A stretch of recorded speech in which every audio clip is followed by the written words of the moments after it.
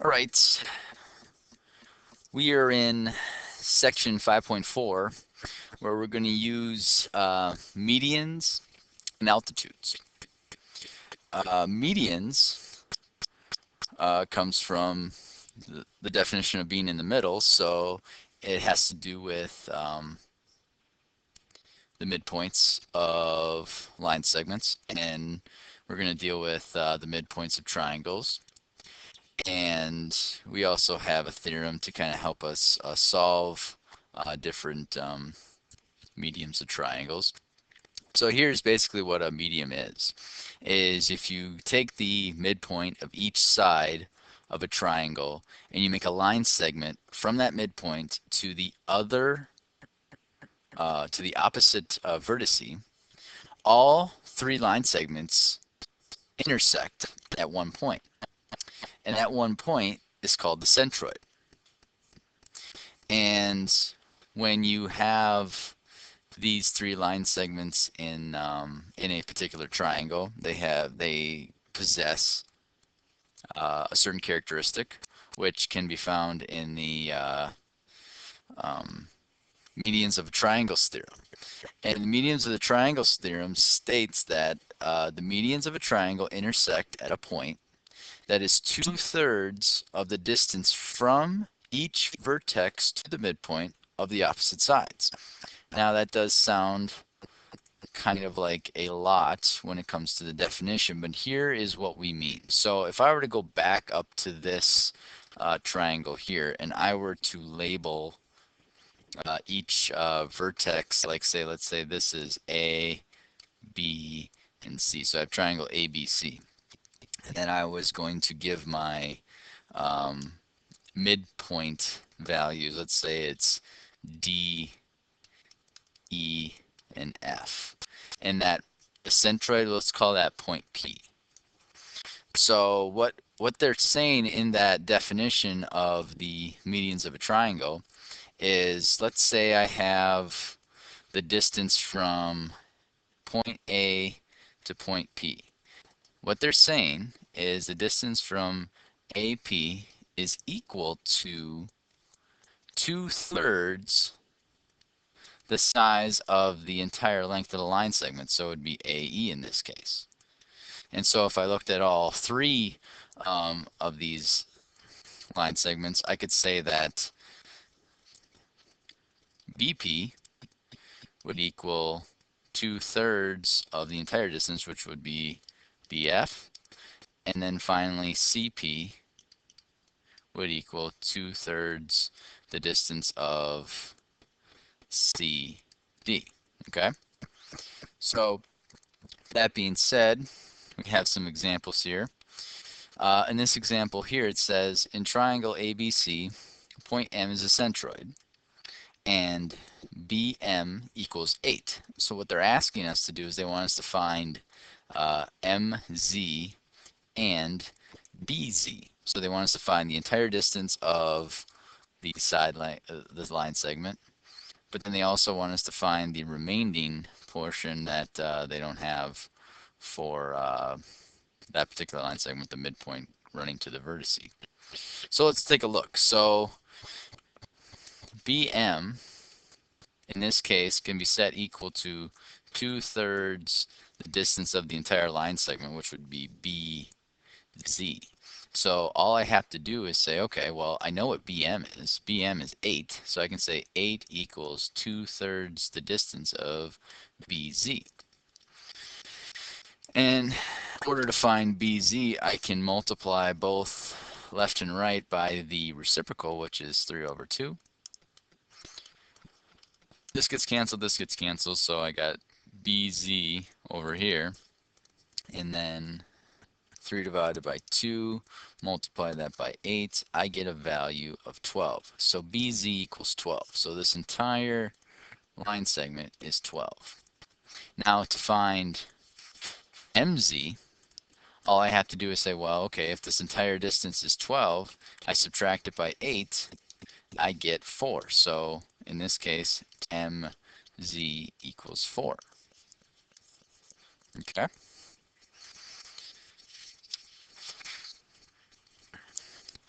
You're going to be asked in the lesson and in the homework to be able to use a coordinate plane to find the centroid. Okay, so I got two triangles in a coordinate plane, and what we need to do is we need to find the centroid. So what we need to do is we need to find the midpoint of each of our line segments in the triangle, and then we construct, using a straight edge, lines from each opposite vertex to that particular midpoint. Okay, so in order to do that, we have to use some ideas. Like for one, let's get rid of that. You are going to use your midpoints. So what I need to do is I need to find the midpoints of all three triangle sides. So first off, let's figure out what coordinates each of these vertexes are. So let's say here, here, and here. So we're looking at the blue triangle, for instance.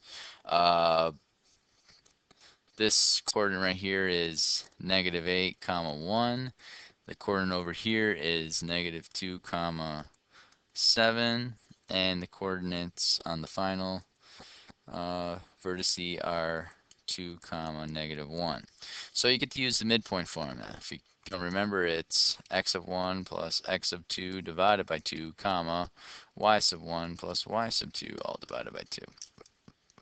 So if I look at, let's say I'm looking at this side here, and what I'm going to do now is plug in the coordinates to help me find the midpoint. So the midpoint for that one's going to be what? -2 plus a -8 divided by 2, 1 plus 7 divided by 2. Looking at the x coordinate gives me -10 divided by 2, which is -5.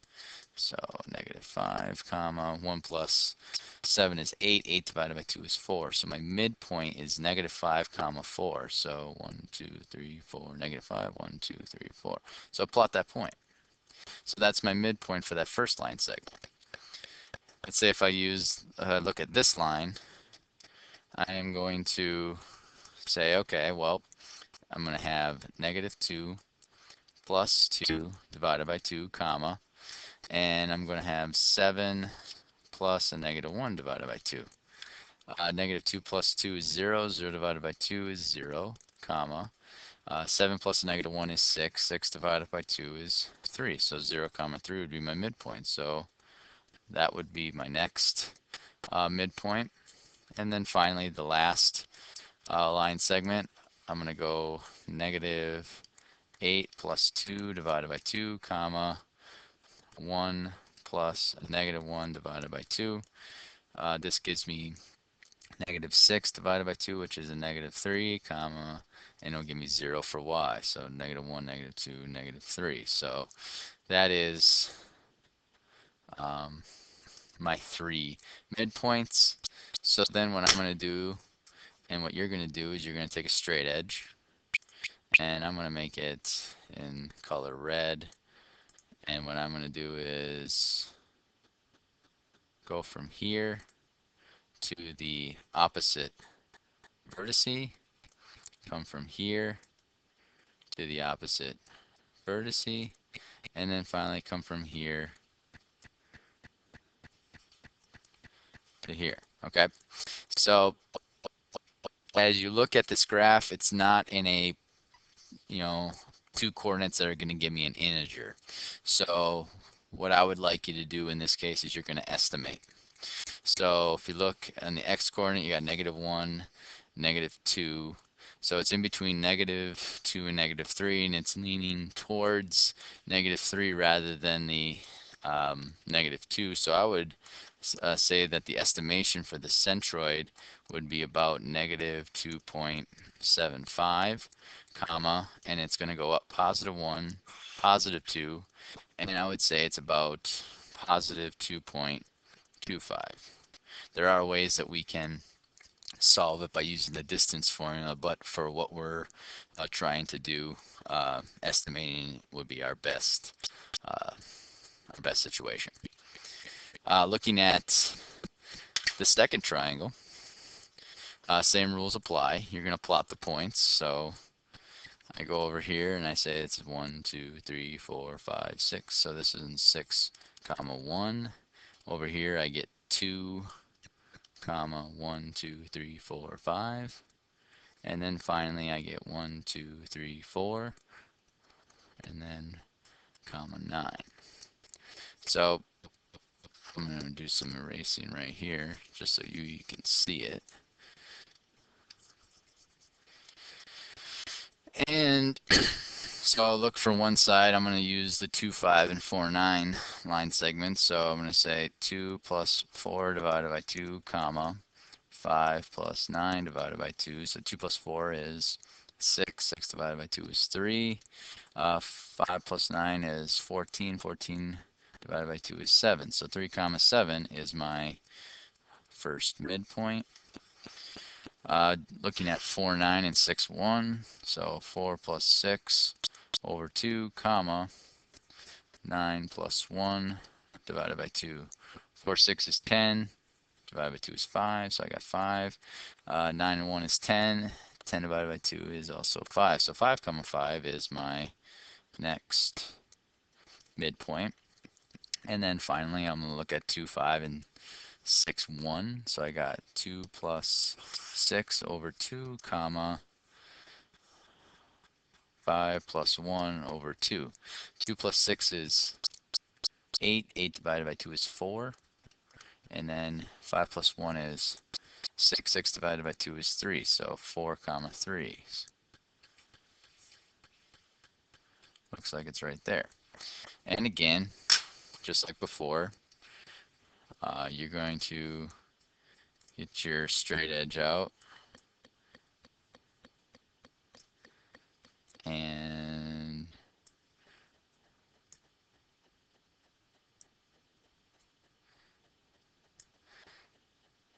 again, so I was going to say that looks like my centroid is located right here and it is on a something that we can read. So it looks like it's negative, positive 1, 2, 3, 4, comma, up 1, 2, 3, 4, 5.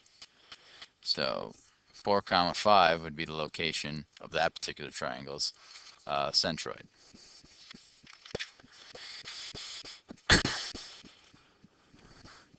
Now we're going to look at being able to construct a centroid and the orthocenter. Okay, so the first triangle that we have here, we're going to look at the centroid, and then the second triangle over here, we're going to look at the orthocenter. Okay, so the main thing about the centroid when we're constructing it, first thing we have to do is find the midpoints. Now, when we find the midpoints, that means when we construct midpoints, that means we're going to look for the perpendicular bisector. Okay, so it's going to be a lot of constructing using a compass and straight edge, and then being able to utilize those line segments to create the midpoints. So if I get a compass here, like so using our rules that we looked at when we're looking at perpendicular bisectors, remember you gotta pick a distance that's longer than halfway. Remember, you're gonna strike a mark here and underneath like so, and then you're gonna do the exact same thing to the other side. Strike a mark and go to the other side and do the same thing. So now you have the two marks. You can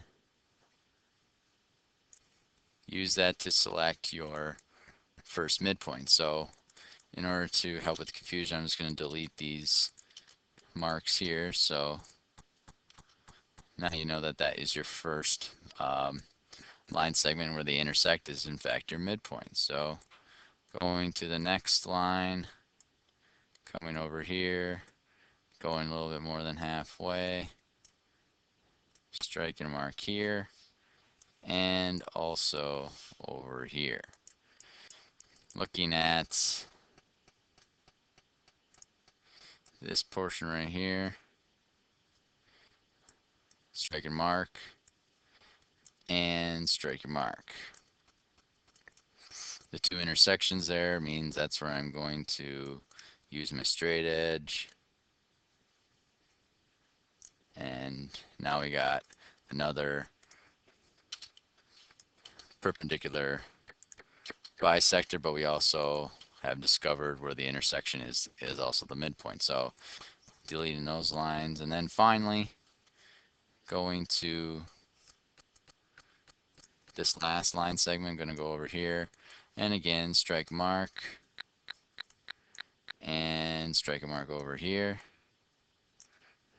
Moving over to the other side,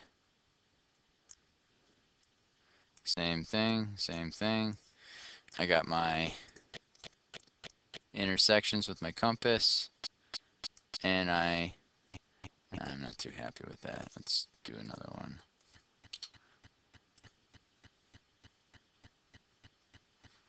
And right there. So got the midpoints. So what I'm going to do now, got rid of the construction lines. I'm going to use blue. So going to one vertex, going to the midpoint, another, going to another midpoint, and then finally,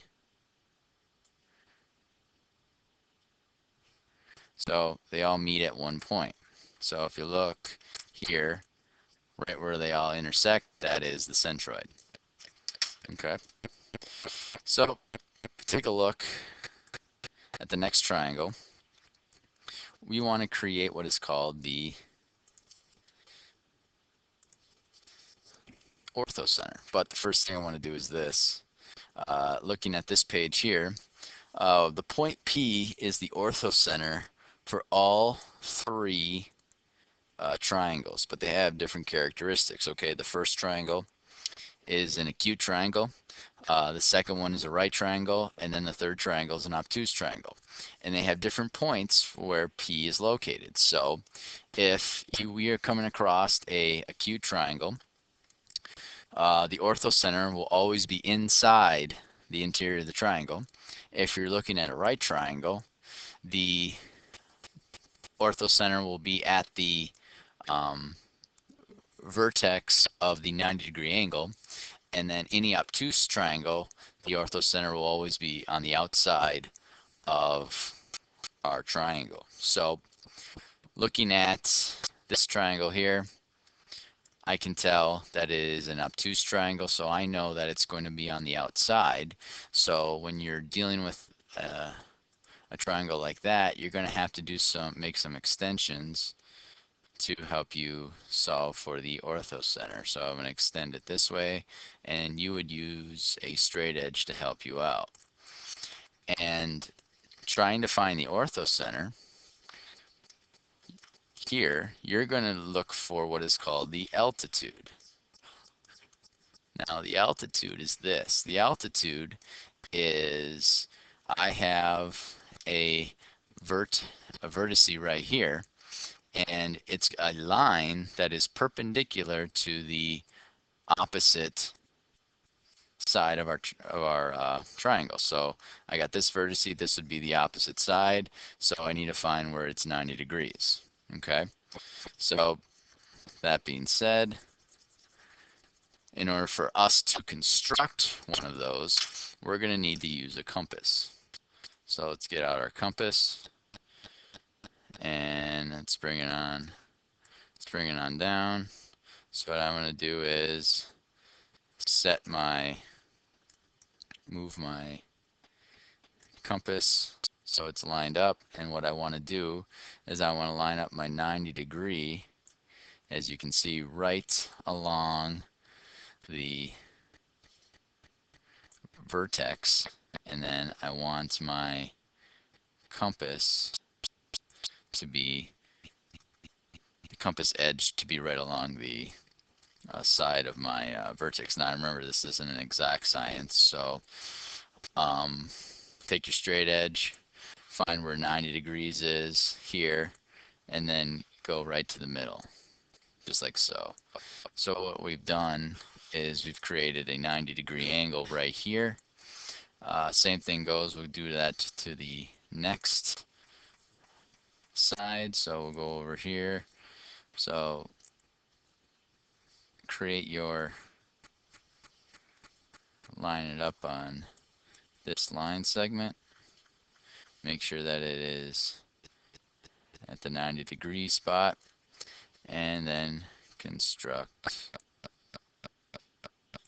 your line. So then it goes through the 90-degree. So if you look at it already, I have two intersecting points, which is located right here. So I got a good idea of where my orthocenter is, which, and once you look at the third one, then we'll be for certain that this right here is going to be the orthocenter. All right, and that is being able to use medians and altitudes. Hope this helps. Until next time.